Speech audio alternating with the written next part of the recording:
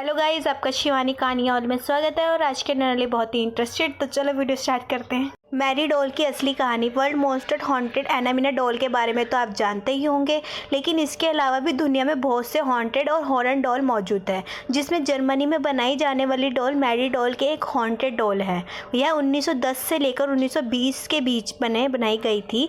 यह डॉल तकरीबन 2 साल से ज़्यादा पुरानी है। इस डॉल के ओनर के साथ भी कुछ ऐसे ही हादसे हुआ, जिसके कारण इसे 1991 में ब्रिटिश के एक म्यूज़ियम में भेज दिया गया था। इस डॉल के ओनर के मुताबिक इस बेसमेंट में किसी बच्चे की रोने की आवाज़ आती थी, लेकिन जब वह बेसमेंट में जाती थी तो वहाँ पर कोई भी बच्चा मौजूद नहीं होता था, बस बेसमेंट की एक खिड़की खुली हुई होती थी। इस डॉल की ओनर यह नहीं चाहती थी कि उसकी बेटी इसके साथ खेले।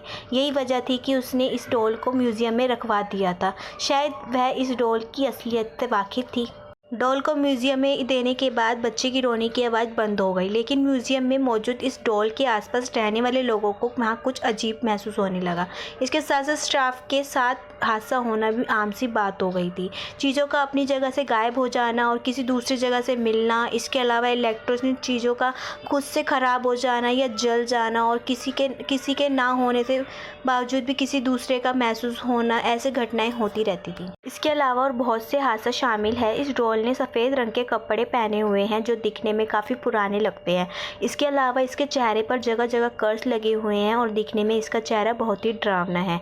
इस डॉल की फ़ोटो लेने के बाद म्यूज़ियम में बंद कर दिया गया है, लेकिन अगले ही दिन इस म्यूज़ियम में मौजूद हर चीज़ टूटी हुई पाई गई है। जब लोग इस डॉल की तस्वीर लेते हैं तो वह फ़ोटो ब्लर हो जाती है या इसमें अजीब सी सफ़ेद रोशनी दिखाई देती है और डॉल का चेहरा साफ दिखाई नहीं देता।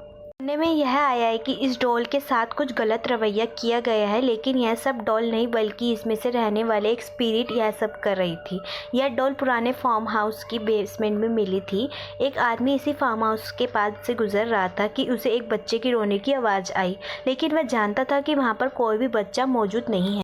उस आदमी ने फार्म हाउस के जाने के लिए दरवाज़ा खटखटाया, लेकिन कोई रिस्पॉन्स नहीं आया और रोने की आवाज़ तब भी आ रही थी। वह किसी तरह उस फार्म हाउस के अंदर गया और उसने महसूस किया कि रोने की आवाज़ नीचे से आ रही है। जैसे ही वह बेसमेंट में गया और उसने देखा कि वहाँ एक मुर्दा बच्ची मौजूद है और उसके हाथ में वही डॉल थी, लेकिन वहाँ मुर्दा बच्ची वहाँ पर कैसे आई है कोई नहीं जानता था। लेकिन कहा जाता है कि जब वह बच्ची मरी थी तो उसका स्पिरिट यानी आत्मा उस डॉल में चली गई थी। तब से उस बच्ची की स्पिरिट उस डॉल में रहती है। आज भी ब्रिटिश के म्यूज़ियम में मौजूद और वहाँ होने वाला हादसा अभी भी जारी है। गाइज, मेरी वीडियो कैसी लगी? अगर अच्छी लगी है तो लाइक, कमेंट, शेयर और सब्सक्राइब जरूर करें। Bye bye guys.